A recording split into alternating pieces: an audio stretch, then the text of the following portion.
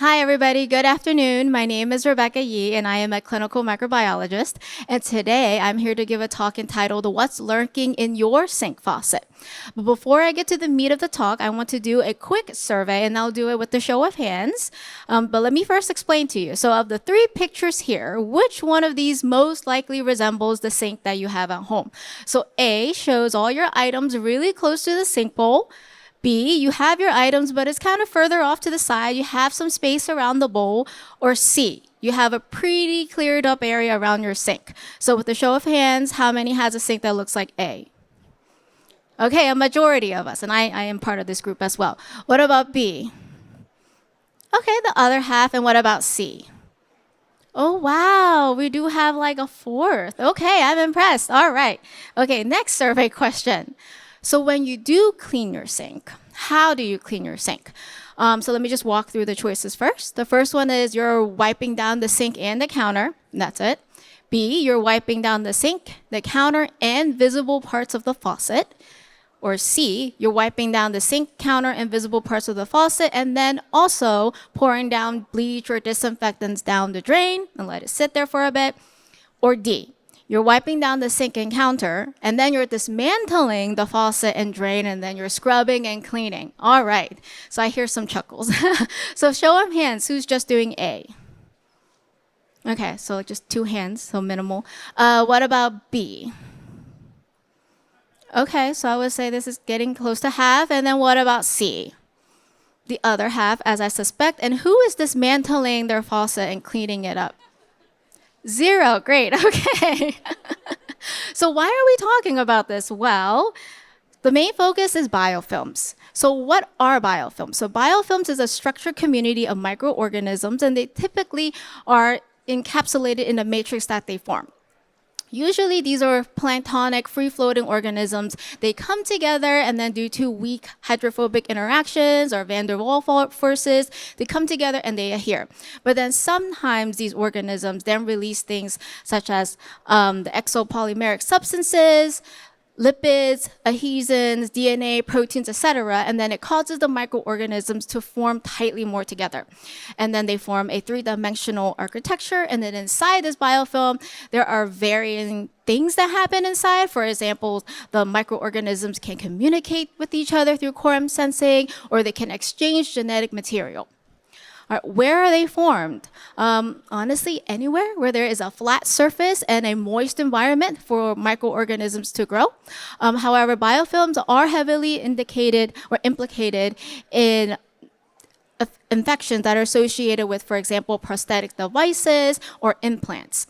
In the body, there can be biofilms in the lungs as well as the urinary tract. And of course, biofilms can be formed in your sink. So it could be your faucet, your drains, etc., like the picture here. So who lives inside? Well, microorganisms, but typically most of the literature suggests that they are bacteria. But there have been studies that show that there could be fungus as well as viruses. In these communities, it can be polymicrobial. It could be different types of bacteria. And then these organisms can also be highly antibiotic resistant.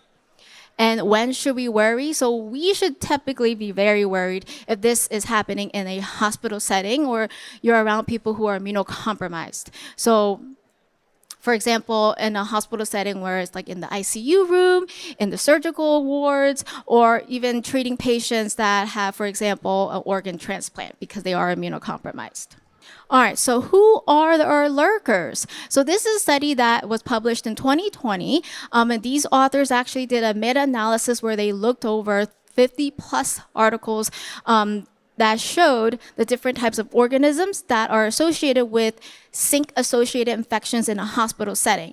So you can see here that a majority of those papers, more than half of these papers, have Pseudomonas aeruginosa, and then other gram-negative rods such as Klebsiella pneumoniae, Klebsiella aerogenes, E. coli, and then of course our friend Serratia marcescens. So that's the pink bacteria that we see in our shower curtains and our bathtubs. They also noted that a lot of these organisms can be extended spectrum beta lactamase producers. They do also harbor carbapenemases. So overall, In these biofilms, in these sinks in the hospital, they have isolated multi-drug resistant organisms. So how does it happen? And what is the scenario that happens that raises the red flags to the clinical microbiology lab as well as the infection prevention team? So I call this room service with the side of bacteria.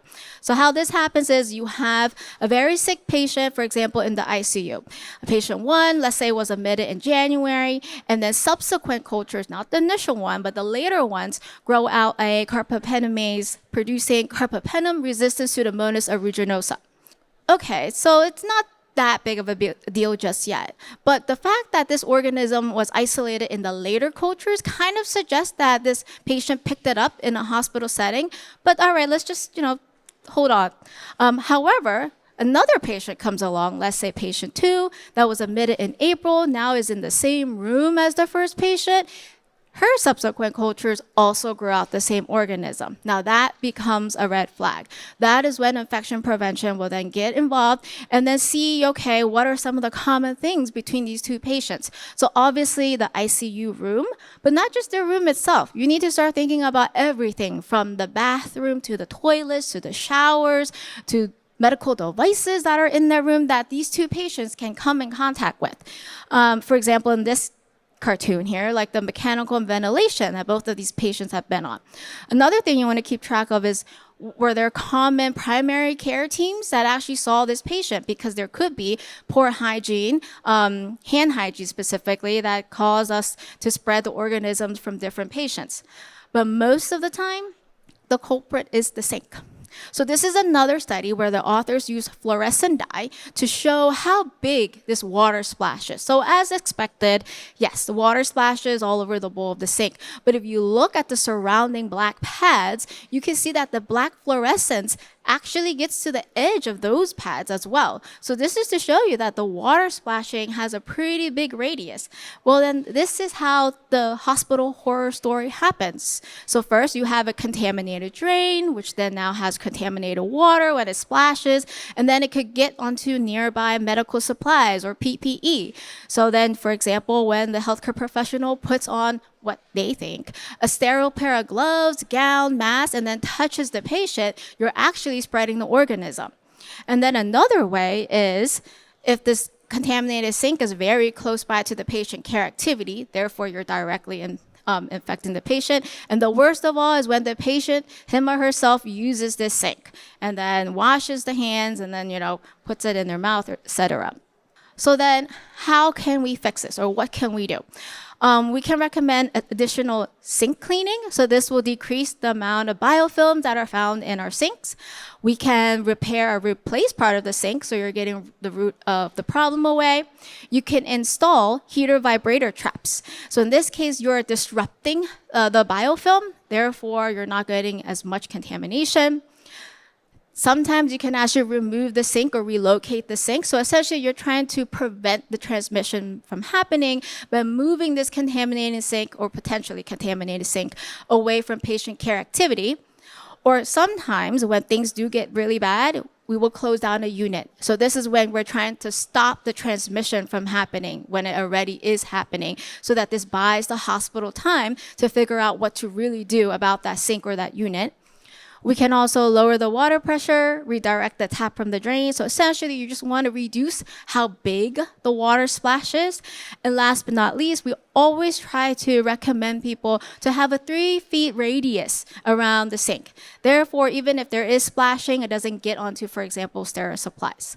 So with that, I'll conclude my talk, but hopefully you can have some take-home messages. So for example, 1, biofilms are clever and they're very clingy. They really don't want to leave.